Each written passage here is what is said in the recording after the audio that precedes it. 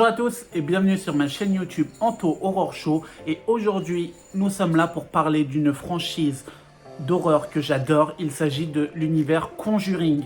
Alors, c'est une franchise vraiment que j'adore et je suis ravi de pouvoir parler avec vous de cette franchise à quelques jours de la sortie du dernier Conjuring, donc Conjuring 4.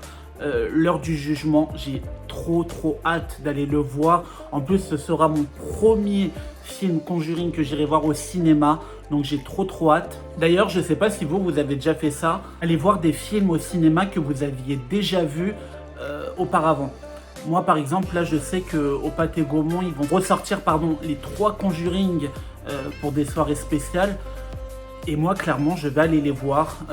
C'est des films que j'ai vus chez moi, en DVD ou en streaming. Et là, clairement, j'ai envie d'aller les voir sur grand écran, me faire un grand kiff. Donc, voilà, j'ai trop hâte. Après, j'ai un peu peur puisque je suis quelqu'un qui m'ennuie assez vite au cinéma. Et là, de regarder des films au cinéma que j'ai déjà vus, j'ai un peu peur. Mais j'ai vraiment envie de vivre cette ambiance de Conjuring au cinéma. Et me préparer pour le 4. Juste une petite parenthèse, vous voyez derrière moi, il y a mon logo. Je voulais faire un grand merci à mes amis qui, pour mon anniversaire, donc c'était jeudi dernier, le 21 août, qui m'ont fait un week-end de malade, qui m'ont offert des cadeaux de ouf, dont ce logo de ma chaîne YouTube. Donc ça m'a énormément touché. Je veux vraiment vous remercier, vous dire que je vous aime fort. Merci d'être dans ma vie. Et merci de ce que vous m'apportez au quotidien. Là, sans plus attendre, on va commencer sur le top 9 des films de l'univers Conjuring. Donc ça englobe les Annabelle, Dame Blanche, les Nonnes, les Conjuring, tout ça. Il y a un film qui ne va pas être classé dans ce top, puisque c'est un film qui est pour moi à part. Et d'ailleurs, j'ai appris son existence il y a quelques jours. Je l'ai regardé avant-hier. Il s'agit de Wolf at the Door. Du tout un film qui est dans l'univers de Conjuring. Alors, sur le Wikipédia, il est répertorié comme un film de cet univers-là. Mais moi, personnellement, je ne trouve pas du tout qu'il a un lien avec l'univers Conjuring, sachant qu'il n'y a rien du tout de paranormal et de choses comme ça. C'est vraiment sur l'histoire de Sharon Tate, le meurtre de Sharon Tate et de ses amis par la secte de Charles Manson. Donc voilà, c'est un film plutôt sympa qui dure 1h15. C'est vraiment un film qui est très court, qui est sympa. Et moi, du coup, ça m'a donné envie après d'aller regarder des reportages sur tout ça, puisque je suis un peu inculte sur cette histoire-là.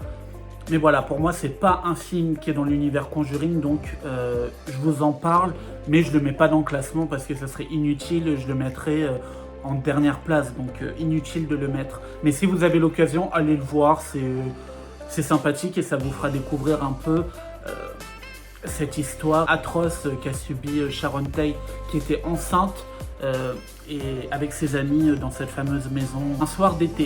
Donc voilà, sans plus tarder, on va commencer directement avec la 9e place et j'ai décidé de mettre La Nonne de 2018, réalisée par Corinne Hardy. Vraiment, La Nonne, je suis vraiment pas fan des films et vous allez le voir d'ailleurs dans le top. Moi, j'adore La Nonne dans Conjuring 2, c'est tout. Pour moi, c'est le must et le summum du personnage qui est effrayant, qui est mystique. Et voilà, ça se suffisait à lui-même.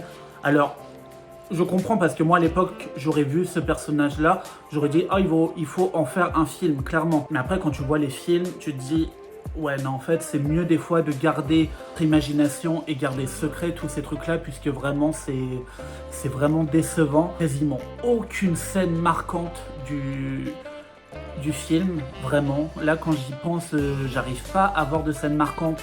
Peut-être la scène d'ouverture avec la nonne qui se pend ou la personne dans le cercueil avec la cloche. Sinon, j'ai aucune scène marquante. Moi, voilà, du coup, très décevant et je suis vraiment pas fan. C'est pas des films que j'aime regarder. Alors, oui, j'ai les pop et j'ai les DVD, mais clairement, c'est pas quelque chose où j'ai plaisir à les regarder, clairement. Ensuite, en numéro 8, évidemment, c'est La Nonne 2, la malédiction de la Sainte Lucie, qui est sorti en 2023, réalisé par David F. Sandberg. Clairement, c'est le seul film Conjuring que je suis allé voir au cinéma, enfin, de l'univers Conjuring que je suis allé voir au cinéma. Clairement, j'étais hype. Vous imaginez même pas comment j'attendais ce vendredi de l'horreur en avant-première pour voir La Nonne 2, puisque vraiment il y avait une com sur ce film assez ouf. Ça arrêtait pas d'en parler, de dire qu'il était 20 fois meilleur que le premier. C'est pas dur. Mais ouais, voilà, il l'avait beaucoup hype et vraiment, je suis allé le voir et ça m'a tellement déçu ce film. J'ai pas aimé en fait. Pour moi, la nonne dans Conjuring 2, elle est beaucoup plus effrayante que dans ces deux opus réunis. Donc clairement, la nonne, je suis pas fan de ces deux films.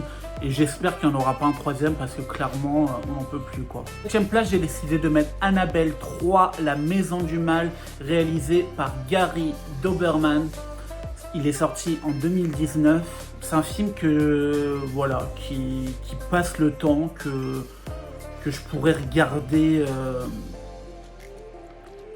si j'ai rien d'autre à regarder, mais clairement pas spécialement fan.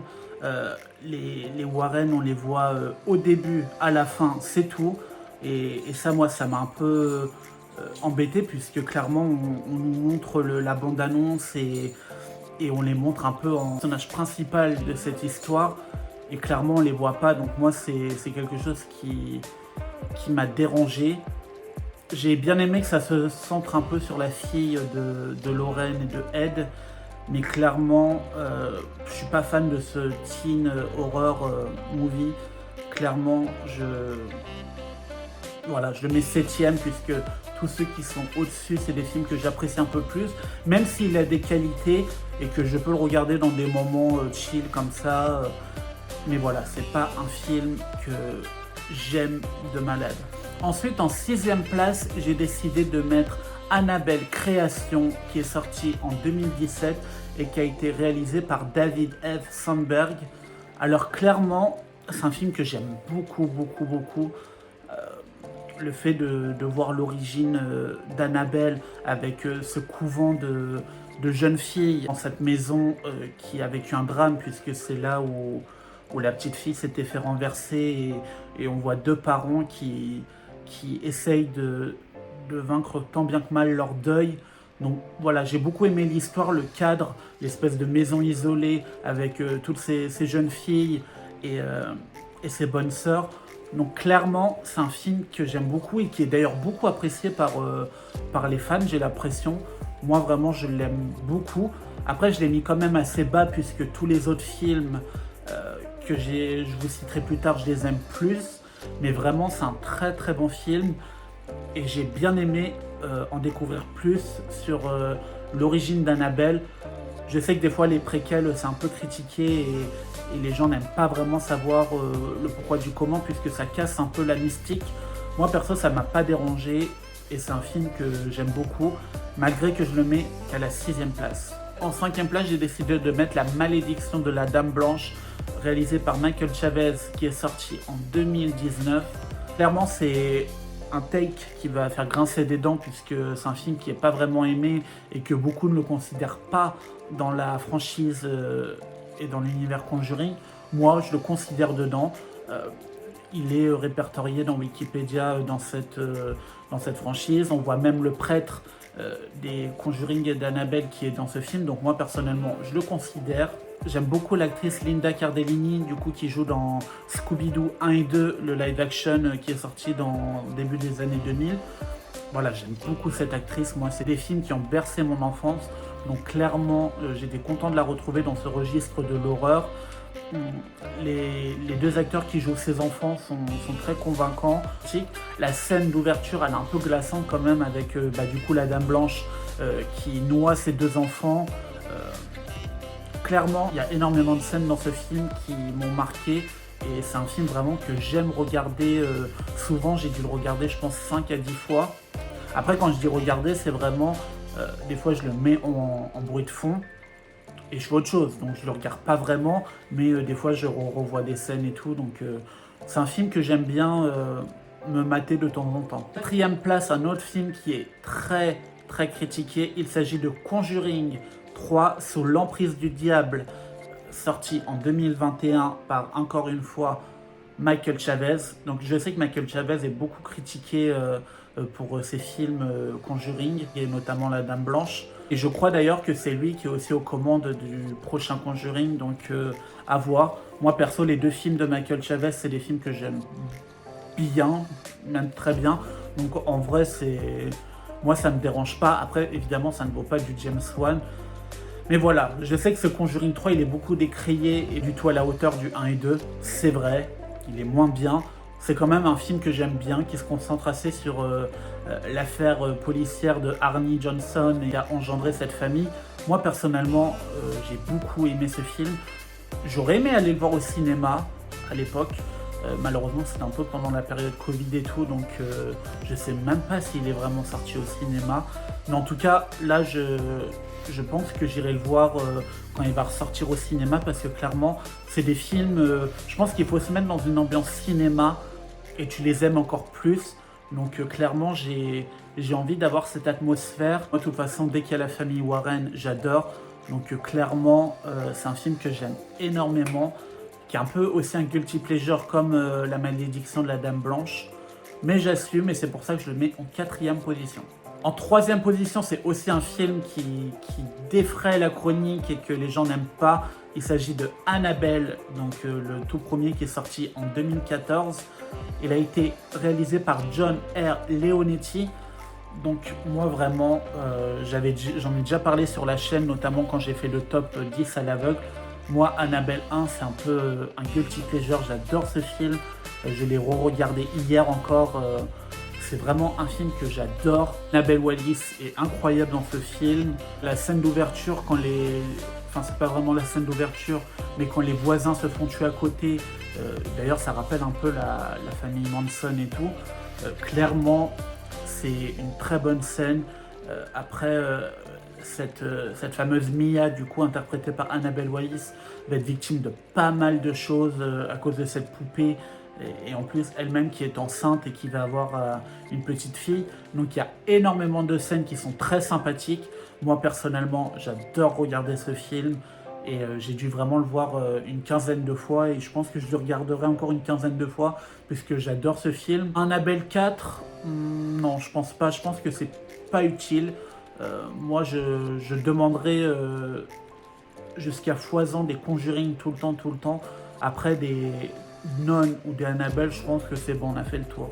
En numéro 2, j'ai décidé de mettre Conjuring 2, le cas Enfield, qui est sorti en 2016. Alors pendant très longtemps, ça a été mon Conjuring préféré. Et je pense qu'avec le 1, ça se tâte. Des fois, l'un va être premier, des fois, ça va être l'autre. J'adore ce film, clairement. Il y a une ambiance incroyable.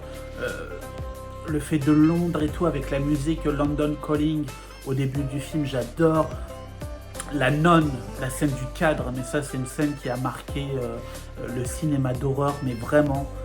Je pense que c'est une scène iconique et que beaucoup, même sans avoir vu le film, connaissent cette scène. Donc clairement, c'est iconique.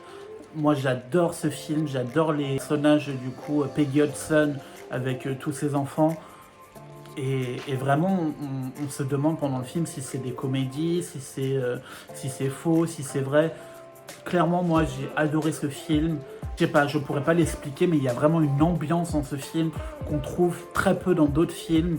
Et c'est pour ça que vraiment, je le mets en 2e position.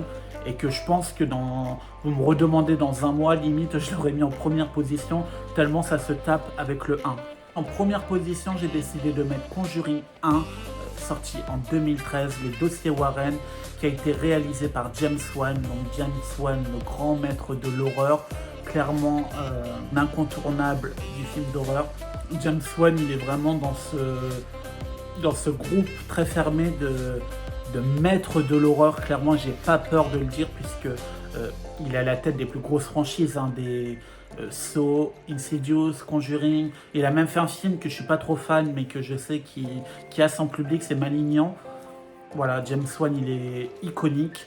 Et je pense que quand on retrouve James Wan à la tête d'un film d'horreur, clairement, je pense que c'est gage de qualité. Et Conjuring 1, mais je pense que ça... Je dirais pas que ça a révolutionné le monde de l'horreur, mais ça a remis un gros souffle d'air frais Et ce film, il est iconique. Déjà, rien que l'affiche, avec l'arbre, l'accord avec l'espèce de pendaison, incroyable. Même l'autre affiche, je sais qu'il y a l'affiche où c'est Lily Taylor qu'on voit dessus, et derrière on voit la main comme ça, de cette fameuse scène où il y a le clap-clap. Elle est iconique cette scène, et cette affiche, elle est iconique. Clairement, tous les acteurs sont très bons. Je parle de la scène de Joey King, qui joue l'une des petites filles de cette famille Perron, dans la fameuse scène où il y a quelqu'un derrière la porte et tout. Incroyable cette scène, mais vraiment je pourrais la regarder 20 000 fois et j'aurais toujours les frissons. Forcément la scène du cache-cache et tape dans tes mains, ça aussi c'est iconique. La scène de Lily Taylor, de Caroline Perron, dans cette cave avec l'allumette, incroyable cette scène. Vera Farmiga et Patrick Wilson sont incroyables. Moi, c'est deux acteurs que j'adore, que j'ai vus dans d'autres projets, par exemple Vera Farmiga dans Esther ou dans Bates Motel, et Patrick Wilson dans Conjuring. Enfin, clairement, c'est deux acteurs qui sont excellents, et pour moi, ils incarnent vraiment Ed et Lorraine Warren. Voilà, je trouve que ce film, il est iconique. Et je pense qu'on ne peut pas passer à côté de Conjuring si on est fan de films d'horreur et qu'on ne l'a pas vu. Pour moi, c'est sacrilège, c'est honteux. Donc vraiment, Conjuring 1, 2, c'est masterclass.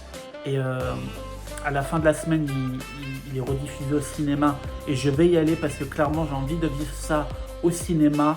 Et je pense que ça va être une toute autre expérience. J'ai hâte du 4e volet qui va sortir dans quelques semaines. Je crois que c'est début septembre. Moi, à chaque fois que je vois la bande-annonce au cinéma, je suis en feu. J'adore Conjuring et je suis triste que ça s'arrête. Mais voilà, je pense que l'univers Conjuring n'est pas totalement terminé. Et voilà, de toute façon, les films d'horreur, ce n'est jamais vraiment la fin. On a bien vu avec des Scream ou des Halloween ou des massacres à la tronçonneuse que ça revient des années après. Donc je suis pas tellement inquiet. Je suis un peu triste quand même que ça se termine. Et j'ai hâte d'aller voir ce 4e. Et j'ai hâte d'aller revoir les 3 premiers au cinéma.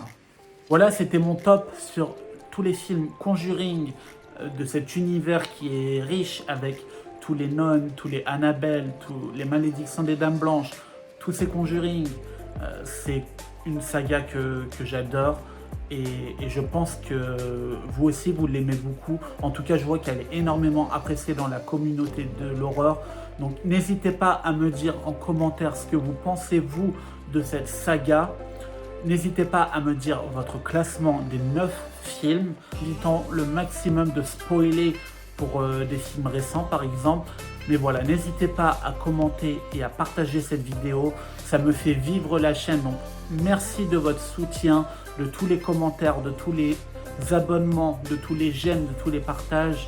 C'est pas grand chose pour vous, mais pour moi, ça vaut énormément. Donc, merci de votre soutien.